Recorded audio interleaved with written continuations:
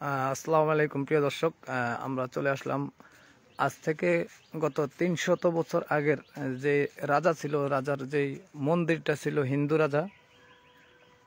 আমরা চলে আসলাম সেখানে। আপনাদের দেখার চেষ্টা করতেছি যে অবশ্যই এইটা আজ থেকে গত ৩০০ বছর আগের রাজা ছিল এই জমিদার পাড়ায়। ওই রাজার যে মন্দির ছিল, সেই মন্দিরটা এখনো অক্ষত অবস্থায় রয়েছে।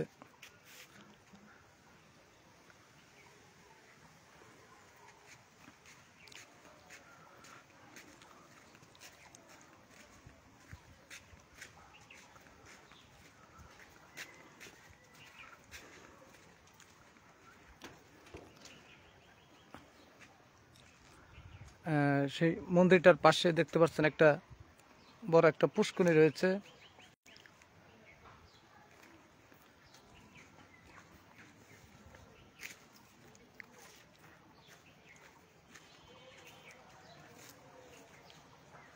এই যে দেখুন সেই পুষ্করিণীটা।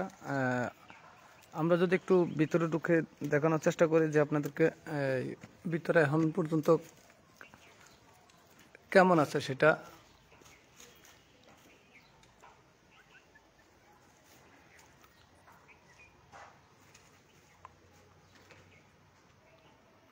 অসংখ্য গাছের শিকড় উঠে গেছে সেই মন্দিরটার ভিতরে। দেখুন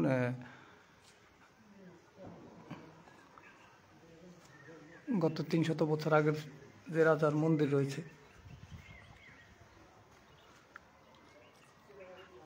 এদিক দিয়ে ফেটেও গিয়েছে মন্দিরটা।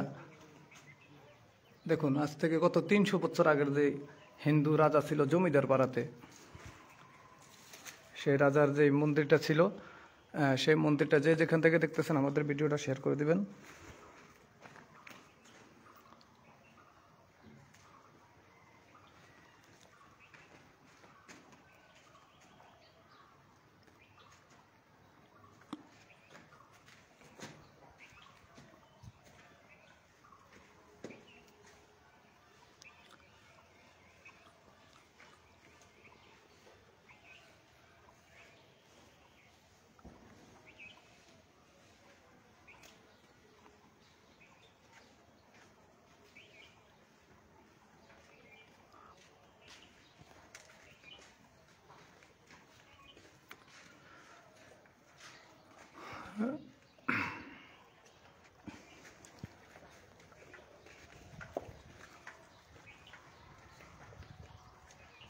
আমরা চলে আসলাম বের হয়ে।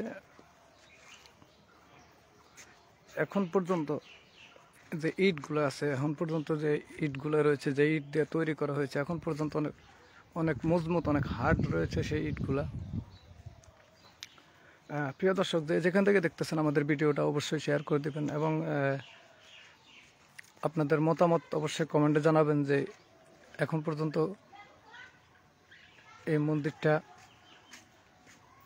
মন্দিরটা অবস্থিত হয়েছে উত্তরবঙ্গের রংপুর কুড়িগ্রাম জেলায় রাজারহাট থানায়।